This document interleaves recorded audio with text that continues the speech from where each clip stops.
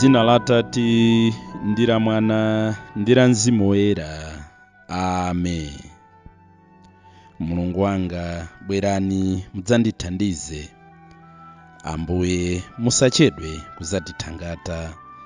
Ulemu ukhale kwa Atate ndi kwa Mwana ndi kwa Mzimu Woyera, monga panali poyamba ndi tsopano ndi masiku onse ndi pa nthawi zosatha. Amen.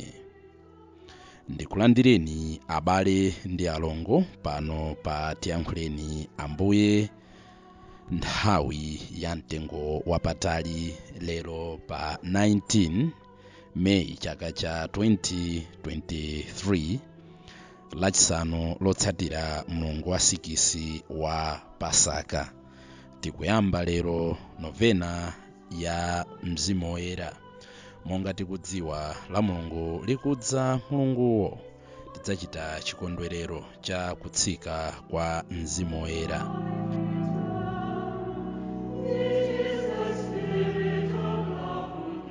Kodi novena ndi chani? Awa ndi mapemphero, monga mawu amene akumvekera a nova ndekuti 9, ndi mapemphero a masiku 9, kuwapanga nthawi yofanana, kuwapanga motsogozana, ndi cholinga choti tikonzekere china chake, ndi cholinga choti tipereke petition ina yake, ndi cholinga choti tipereke kufuna kwathu kwa Mulungu, tipemphe china chake pamaso pa Mulungu. Mapemphero awa anayamba kalekale, koma mbiri imakathera ponena kuti novena yoyamba anayamba ndi ophunzira a Ambuye wathu Yesu Khristu.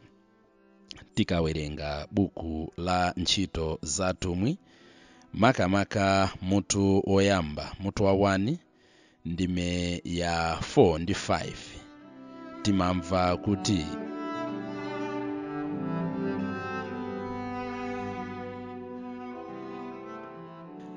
pamene anali nawo pamodzi, Yesu adawalamula kuti musachoke mu Yerusalemu, koma mudikire mphatso imene Atate adalonjeza, monga ndidakuwuzani. Pajatu Yohane ankabatiza ndi madzi, koma pasanapite masiku ambiri inu mudzabatizidwa ndi Mzimu Woyera. Ambuye Yesu kwalamula ophunzira ake kuti musachoke mu Yerusalemu mpaka mudzalandire Mzimu Woyera. Choncho ophunzira aja anatengana nkukhala mu chipinda cha mmwamba.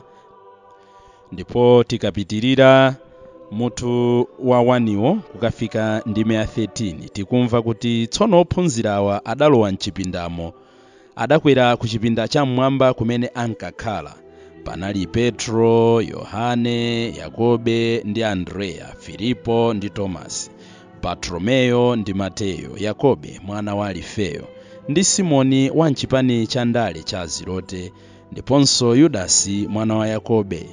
Onsewa ankalimbikira kupemphera ndi mtima umodzi pamodzi ndi akazi ena ndi Mariya amayi ake a Yesu ndiponso abale ake.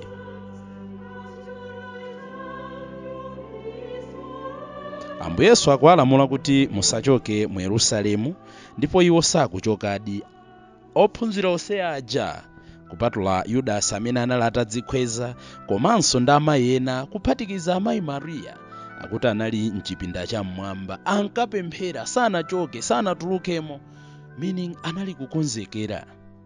N'chifukwa chake inu ndi ine nafenso tifuna tikonzekere mwapadera Mzimu Woyera amene tikondwerere la Mulungu la Pentekoste, chiyambi cha mpingo. Mapemphero awa novena titha kupemphera nthawi ina iliyonse, makamaka even ngakhale novena ya kwa Mzimu Woyera. Sitingodikira kuti tipange novena ya Mzimu Woyera nthawi yokhayo tikonzekera chikondwerero cha Pentekoste. Ayi, titha kumapemphera moyo wathu wa tsiku ndi tsiku.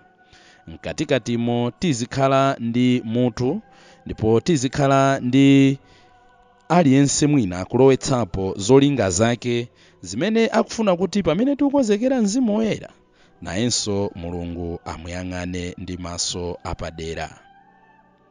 tiyeni tsopano tipemphere.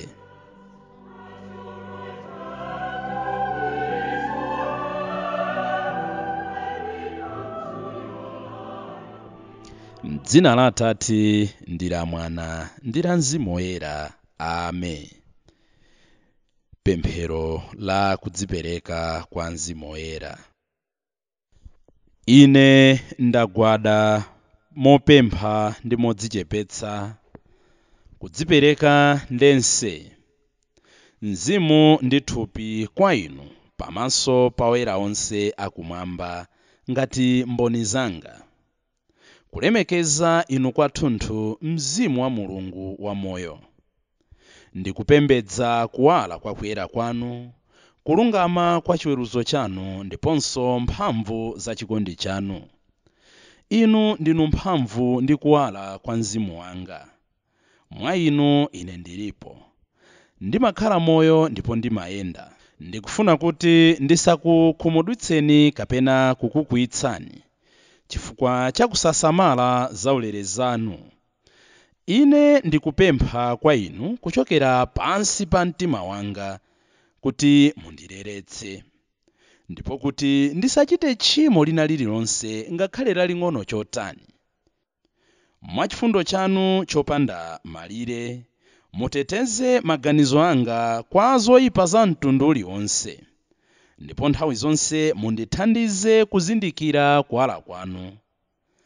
Ndizimvetsera mawu anu ndi kutsata malangizo anu oyera. Ine ndikufuna kuphatana ndi inu, ndipo ndikudzipereka ndense kwa inu. Ndikupemphani mwa chifundo chanu kuti mundiyang'ane ndi kundilondola mkufoka kwanga. Pano pamene ndili kugwira mapazi a Yesu Khristu oboledwa ndi misomali, ndikuyang'ananso ndi chikhulupiriro chonse mabala awo asanu aja ndi magazi awo amtengo wapatali. Ndipo pamene ndili kupembedza bala la mtima wawo woyera, ndikupempha molamba kwa inu Mulungu Mzimu Woyera, othandiza anthu ofoka ndi olema, kuti mundisunge ndi chaulere chanu, kuti ndiope ndi kuthawa tchimo. Ndipatseni chaulere, o inu Mulungu Mzimu Woyera, Mzimu wa Mulungu Atate ndi wa Mulungu Mwana, kuti ndizinena kwa inu nthawi zonse ndi pamalo ponse kuti, yankhulani Ambuye, popeza mtumiki wanu ndili kumva. Amen. Idzani mzimu orenga, mulowe mitima yathu,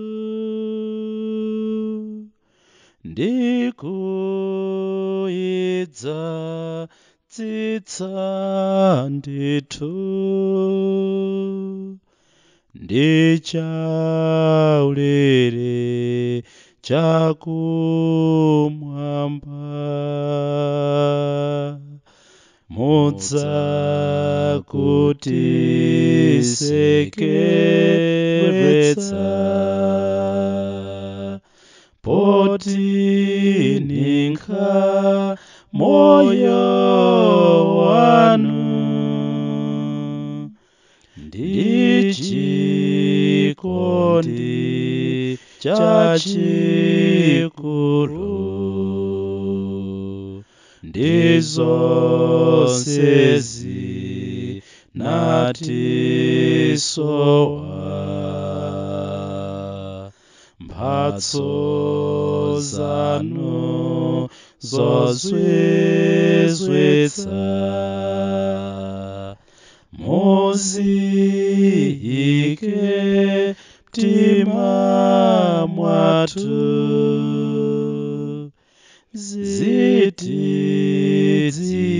zitidziwitse Mulungu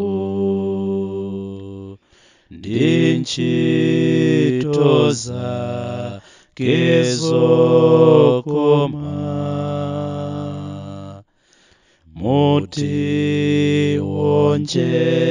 mutionjezere nzeru ndi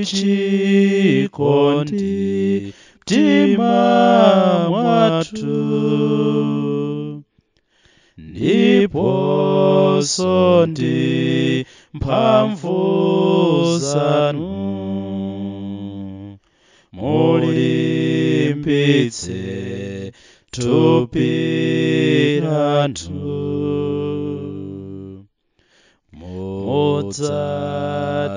mudzathawitse Satana ndi zoyipa zake zonse kuti tipeze mtendere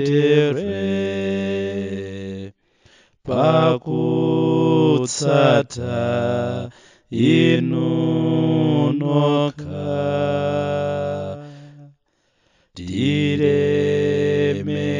tilemekeze Atate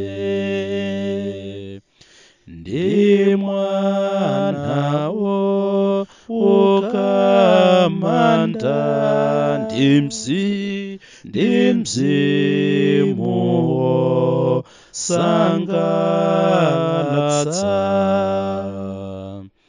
lero ndi masiku onse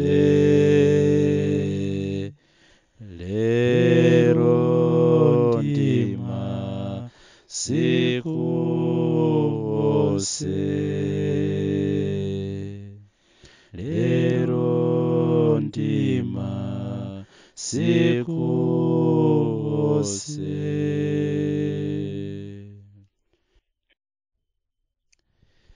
Pemphero lopempha mphatso zisanu ndi ziwiri za Mzimu Woyera. O Ambuye Yesu, amene munalonjeza apostoli ndi ophunzira anu mphatso ya Mulungu Mzimu Woyera musanakwere kumwamba, chonde tumizani Mzimu wanu Woyerawo mwa ine lero kuti ayeretse mkati mwangamu, akometse ntchito ya chaulere ndi chikondi chanu mwa ine.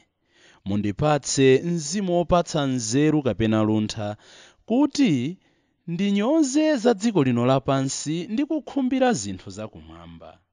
Mundipatse mzimu womvetsera kuti uziwalitsa nzeru zanga ndi kuwala kwa mawu anu oyera.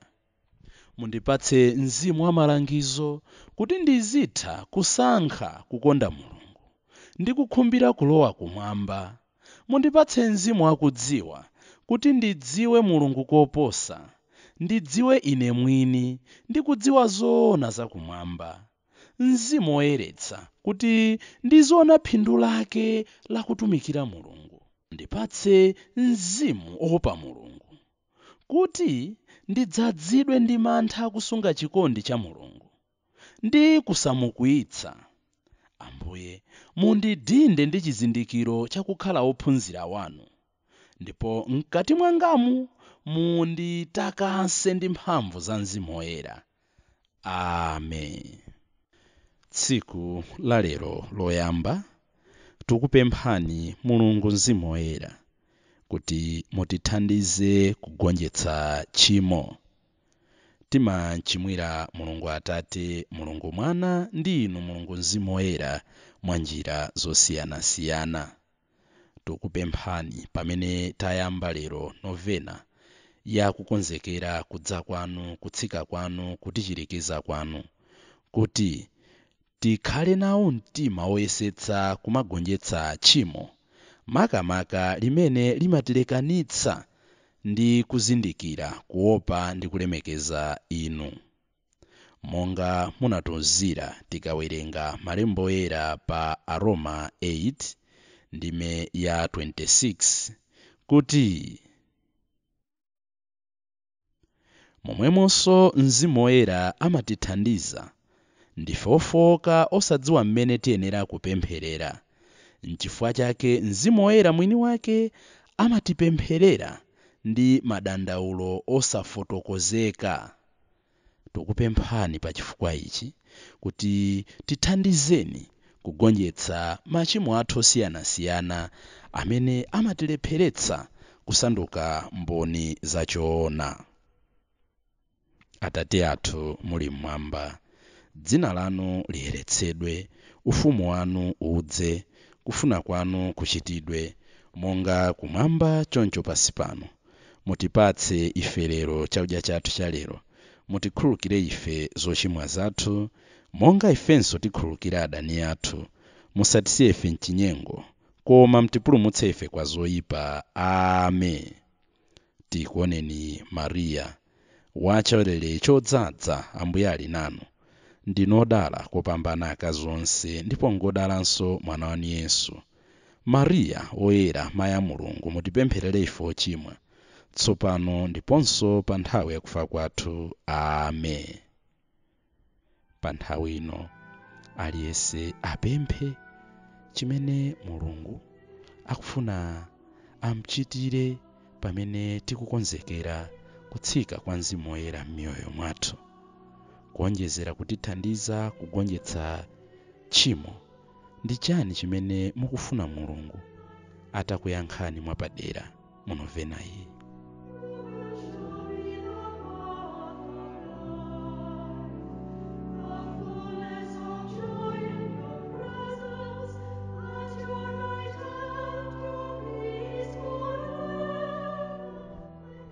Ulemu khale kwa Atate ndi kwa Mwana ndi kwa Mzimu Woyera, monga panali poyamba ndi tsopano ndi masiku onse ndi pa nthawi zosatha. Amen. Ulemu khale kwa Atate ndi kwa Mwana ndi kwa Mzimu Woyera, monga panali poyamba ndi tsopano ndi masiku onse ndi pa nthawi zosatha. Amen. Ulemu khale kwa Atate ndi kwa Mwana ndi kwa Mzimu Woyera, monga panali poyamba ndi tsopano ndi masiku onse ndi pa nthawi zosatha. Amen. Ulemu khale kwa Atate ndi kwa Mwana ndi kwa Mzimu Woyera, monga panali poyamba ndi tsopano ndi masiku onse ndi pa nthawi zosatha. Amen. Ulemu khale kwa Atate ndi kwa Mwana ndi kwa Mzimu Woyera, monga panali poyamba ndi tsopano ndi masiku onse ndi pa nthawi zosatha. Amen. Ulemu khale kwa Atate ndi kwa Mwana ndi kwa Mzimu Woyera, monga panali poyamba ndi tsopano ndi masiku onse ndi pa nthawi zosatha. Amen. Ulemu khale kwa Atate ndi kwa Mwana ndi kwa Mzimu Woyera, monga panali poyamba ndi tsopano ndi masiku onse ndi pa nthawi zosatha. Amen. Ambuye akhale nanu. Madalitso a Mulungu wamphamvu zonse, Atate ndi Mwana ndi Mzimu Woyera, akutsikireni ndi kukhala nanu nthawi zonse. Ndikufunireni abale ndi alongo madzulo opambana, ndipo osatopa pochita zabwino. Bye.